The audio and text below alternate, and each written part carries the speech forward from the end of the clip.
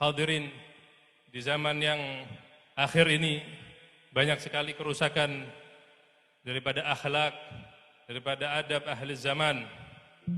Rusaknya akhlak kepada Allah, rusak akhlak kepada Nabi Muhammad sallallahu alaihi wasallam. I'tirad an qadarullah, melawan, menentang daripada ketentuan Allah Subhanahu wa taala yang jika ini ada pada manusia dan terus menerus seperti ini, keadaannya akan menyebabkan dicabutnya iman, waliyadu billahi min dalik.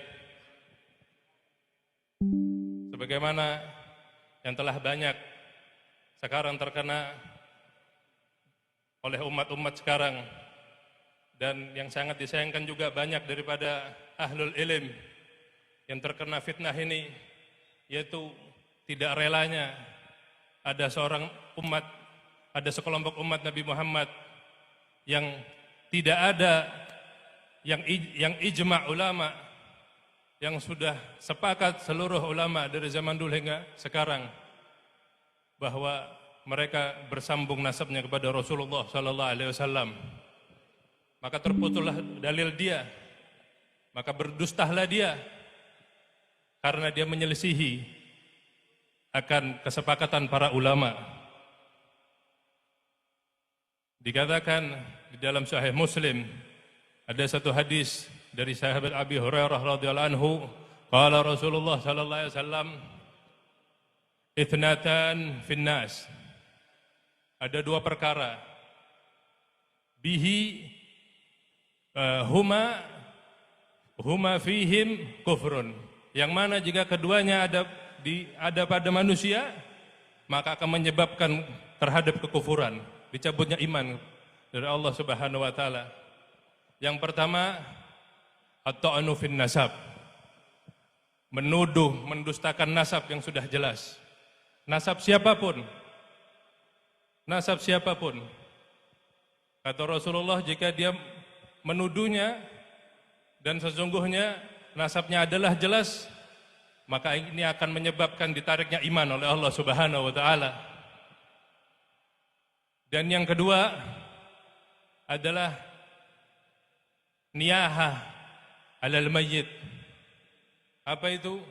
Meratap terhadap mayit, terlalu bersedih-sedih, yang menandakan kedua perlakuan ini menuduh, tidak percaya akan nasabnya orang yang sudah jelas, dan terlalu bersedih terhadap meninggalnya seseorang adalah pekerjaan daripada orang-orang kafir jahiliyah, dan ini akan menyebabkan tercabutnya iman seseorang jika dia tidak segera bertobat dari Allah Subhanahu wa taala, waliyadu min dalik. Dan di majelis yang mulia ini berkat Syekh Habib Bakar bin Salim, semoga orang-orang yang terjerumus dalam dua dosa ini dan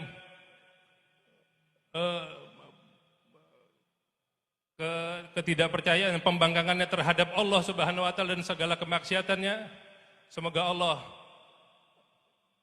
menobatkan mereka semua dan kita, membersihkan kita daripada dosa-dosanya, dan juga membersihkan kita daripada pikiran-pikiran yang tercela.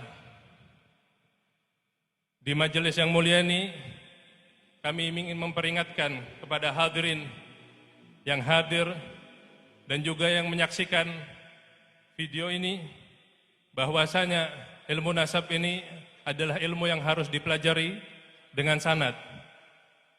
Harus dipelajari kepada seorang guru yang memiliki sanad, belajar kepada guru yang memiliki sanad ilmu nasab. Jadi jangan sekali-sekali siapapun, walaupun dia menyatakan dirinya ulama, kalau tidak pernah belajar nasab, ilmu nasab kepada guru yang memiliki sanad dalam ilmu nasab, maka dia bukan ahli nasab. Dan jangan sekali-sekali berbicara di dalam ilmu nasab, karena ini mas'ul Allah. Jika kita salah dalam ilmu ini, maka akan menyebabkan laknat dari Allah Subhanahu wa taala, waliyadu min dalik. Dan di hadis tadi disebutkan, maka ini akan menjadi sebab dicabutnya iman kita, waliyadu min dalik. Semoga Allah melindungi kita, semoga Allah menguatkan iman kita, Amin ya rabbal alamin.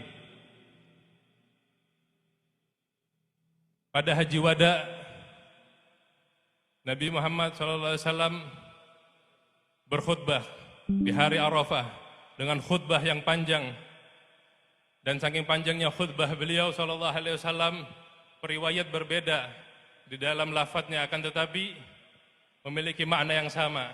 Dan salah satunya, dan para ulama hadis memfokuskan dari khutbah ini akan kalimat Nabi Muhammad SAW yang masyhur dikenal dengan hadis Ats-Tsagalain.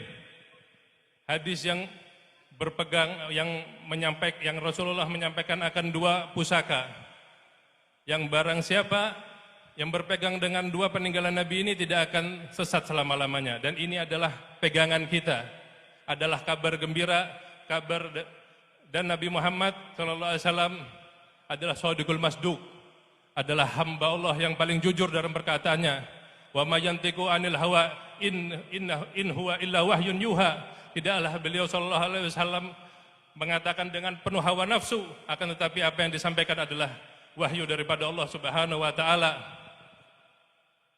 Dalam potongan khutbah tersebut, beliau sallallahu alaihi wasallam mengatakan, inni tarikun fikum ma in tamassaktum bihi lan tadallu ba'di. Sesungguhnya aku meninggalkan kepada kalian, ini khitab dari awal zaman Nabi hingga akhir zaman.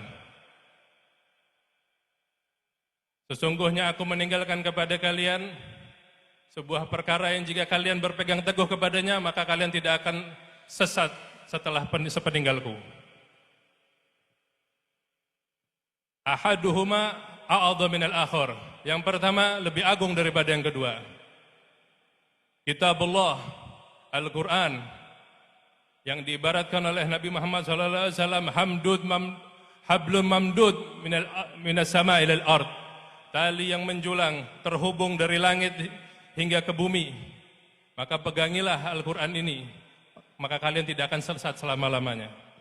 Yang kedua adalah itrati ahla baiti, keturunanku, ahla baitku. Walan yatafarraqa, dan keduanya tidak akan berpisah, hatta yarida alayyal haud, hingga bertemu keduanya denganku di telaga haud kelak. Fanduru kaifa takhlufuni fihim, maka perhatikanlah bagaimana kalian sepeninggalku terhadap keduanya. Apakah Rasulullah berkata seperti ini agar kita selalu menyayangi keturunannya hanya karena keturunannya? Tidak. Allah yang menjamin. Rasulullah SAW tidak mengatakan dengan hawa nafsunya. Rasulullah mengatakan hak, ilham ilahiyah, dan kita umat Nabi Muhammad SAW harus menerima ini. Tidak ada rasa iri. Mau iri kepada siapa? Mau iri kepada Rasulullah, waliyadu min dalik. Apakah ini bukan sebuah kemaksiatan? Wallahi ini ada sebuah kemaksiatan. Siapa yang tidak ridho bahwa Allah telah mewajibkan cinta kepada ahlul bait, maka hati-hati akan keimanannya. Dia telah membangkang perintah Allah. Dia tidak senang akan ketentuan Allah. Maka sesungguhnya seorang hamba itu diciptakan oleh Allah, wa ma khalaqtul insa wal jinna illa liya'budun. Tidaklah aku menciptakan jin dan manusia sekali-sekali hanya untuk menyembah kepadaku, menghamba kepadaku dengan sebetul-betulnya penghambaan. Tidak ada penolakan, tidak ada pengecualian. Apapun yang disampaikan oleh Allah, yang disampaikan oleh Rasulullah SAW, wajib kita ikuti. Siapa yang ingin meminta? Siapa yang bisa meminta menjadi dzurriyyah Rasulullah SAW?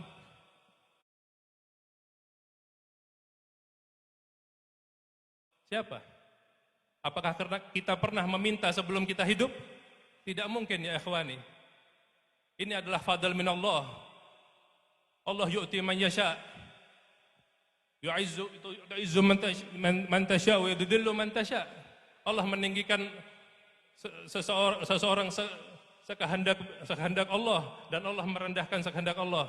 Dan kita, wallahi, kita telah diagungkan oleh Allah Subhanahu wa taala, telah menjadi umatnya Nabi Muhammad sallallahu alaihi wasallam. Maka dari itu, dari hadis ini berpeganglah kita kepada Ahlul Bait.